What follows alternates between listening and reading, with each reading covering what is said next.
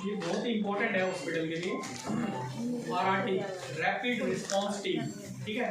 Rapid response team एक ऐसी team है जो हॉस्पिटल के अंदर राउंड द क्लॉक काम करती है, मतलब डे शिफ्ट में भी रहेगी, इवनिंग में भी, नाइट में भी।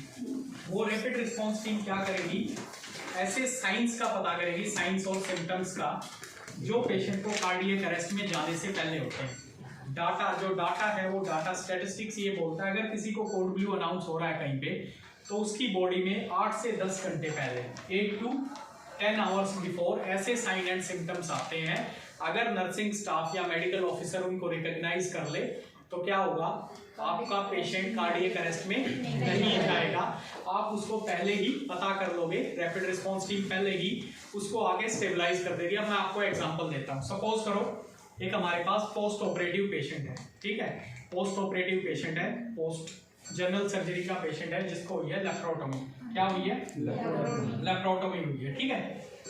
उसका करंट वाइटल्स की मैं बात करूं तो कार्डियक अरेस्ट में कोड ब्लू अनाउंस होगा, वहां पे हमारे 4 साइंस रहेंगे। क्या रहेंगे? 4 साइंस रहेंगे, ठीक है। तो पोस्ट लेप्रोटोमी हुई है, पेशेंट हमारा सर्जिकल आईसीयू में है, ठीक है। सर्जिकल आईसीयू में पेशेंट को हार्ट रेट है पेशेंट की 161, जब उसको शिफ्ट किया हार्ट रेट थी 120। कितनी थी? 120। और बीपी था उसका 116/86। Saturation was normal on room air, okay. उसके बाद 2 आवर्स के बाद पेशेंट की हार्ट रेट होगी 146, okay. BP same, saturation same, okay. उसके बाद आपके पेशेंट का 2 घंटे के बाद, ये इंटरवल था 2 घंटे का, नेक्स्ट 2 आवर्स में पेशेंट को 146 का हो गया हार्ट रेट 160 और बीपी 116 का वो हो गया पेशेंट का बीपी 92/60 सडनली, और सैचुरेशन उसकी ड्रॉप होगी बाय 86, ठीक है। तो टोटल ड्यूरेशन में डिफरेंस कितना हो गया? 4 आवर्स, ठीक है। अगर आप इसको यहीं पे ट्रेस कर लेते 146 जब उसकी हार्ट रेट हुई थी, तभी आप पता लगा लेते कि ये हार्ट रेट रेस क्यों हुई है, क्योंकि tachycardia is the earliest sign of what shock, क्योंकि आपका पोस्ट ऑपरेटिव पेशेंट है और पोस्ट ऑपरेटिव पेशेंट में लेप्रोटोमी हुआ है, किसके चांसेस ज्यादा रहते हैं? ब्लीड के। तो उसमें पेशेंट को जो टैकीकार्डिया हुआ था, यहाँ पे कितना हो गया? यहाँ पे हो गया शॉक, और उसके बाद पेशेंट आपका चला गया एसिस्टोल में। किसमें चला गया? एसिस्टोल में। तो टोटल ड्यूरेशन कितनी होगी पेशेंट की? 6 आवर, 6 घंटे।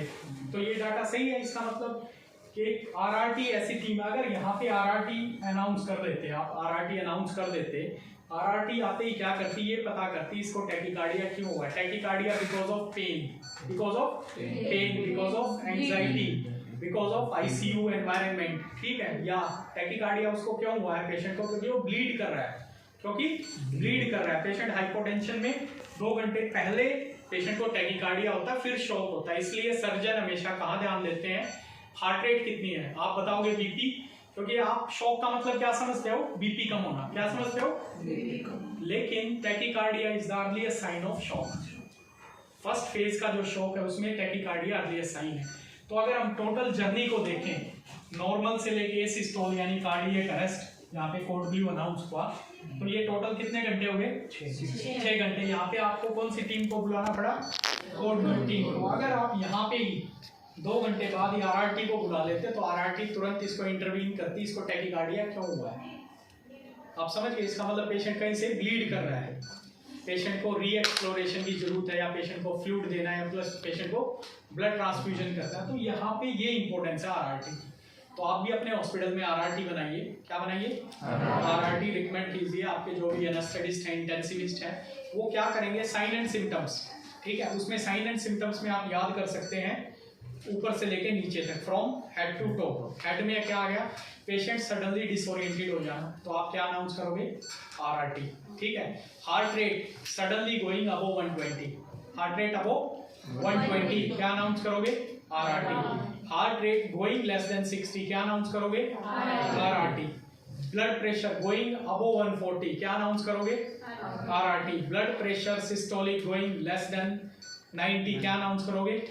RRT। सैचुरेशन गोइंग 92 to 94 क्या अनाउंस करोगे? अर्ली फेज में ही RRT। पेशेंट की यूरिन आउटपुट कम हो गई तो क्या अनाउंस करोगे? RRT। अगर 1 आवर में उसका यूरिन आउटपुट अगर आप स्ट्रिक्ट मॉनिटर कर रहे हैं या 2 आवर्स में यूरिन आउटपुट जीरो है तो क्या अनाउंस करोगे? RRT। तो ये ऐसे साइन सिम्टम्स हैं जिसमें हार्ट रेट, ब्लड प्रेशर, इसमें आप शुगर भी ऐड कर सकते हैं। शुगर गोइंग अबव 400 क्या अनाउंस करोगे? RRT। Sugar going less than 60 क्या अनाउंस करोगे? RRT। ठीक है, इसके साथ आप ऐड कर सकते हो ब्लड टेम्परेचर गोइंग अबव 102 क्या अनाउंस करोगे? RRT। और temperature going less than 36 degree क्या अनाउंस करोगे?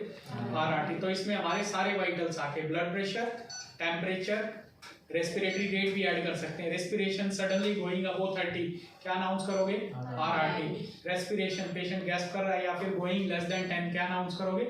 RRT। तो रेस्पिरेटरी रेट हो गया, टेम्परेचर हो गया, यूरिन आउटपुट होगी, सारे मेजर वाइटल्स आ गए। तो हम पेशेंट को कोड ब्लू के लिए जाने ही नहीं देंगे, कार्डियक अरेस्ट में जाने ही नहीं देंगे, उससे पहले ही हम उसको रिवाइव कर देंगे।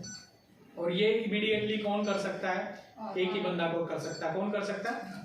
RRT तो करेगी, कौन कर सकता है? नर्सिंग स्टाफ, क्योंकि आप ही वाइटल्स के साथ खेलते हैं। क्योंकि वाइटल्स हैं पेशेंट के, यही लाइफ टाइम काम आते हैं। आप चाहे इमरजेंसी में हो या फिर आप कितने ही बड़े ICU में हो, major things revolves around what? Vitals. Heart rate, blood pressure, इन्हीं के अराउंड हमारी सारी लाइफ घूमती है।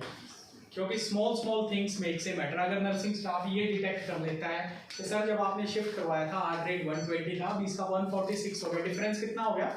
26 का। तो सर्जन के दिमाग में क्लिक कर जाएगा कि जो नर्सिंग स्टाफ कह रहा है वो किस दिशा में कह रहा है। समझ गए आप? क्योंकि जब तक आपको इसकी अवेयरनेस ही नहीं पता, इंपॉर्टेंस नहीं पता, तो आप इसको कैजुअली लोगे। आप शॉक का मतलब समझोगे, बीपी कम नहीं हुआ, बीपी ठीक है, हार्ट रेट थोड़ी सी बढ़ी हुई, आप उसको इग्नोर कर दोगे, आप बोलोगे वाइटल स्टेबल है। लेकिन अगर आपको इसकी इंपॉर्टेंस पता हो कि भाई ये टैकीकार्डिया बड़ा है, तो इसका मतलब it is a sign of shock. तो आपको क्या अनाउंस करना है? RRT। तो मैं रिकमेंड करूंगा आप अपने हॉस्पिटल में RRT बनाइए, जिससे आप अपने हॉस्पिटल के जो कोड ब्लू अनाउंस हो गए ना 6 महीने के बाद देखिएगा काफी उसमें डिक्रीज आ जाएगा। क्लियर? क्योंकि कार्डियक अरेस्ट होने से पहले कुछ ऐसे मेजर साइंस होते हैं जो RRT में डिटेक्ट हो जाते हैं, वो 8 to 10 आवर्स बिफोर होते हैं। Okay, yes, all the best, thank you.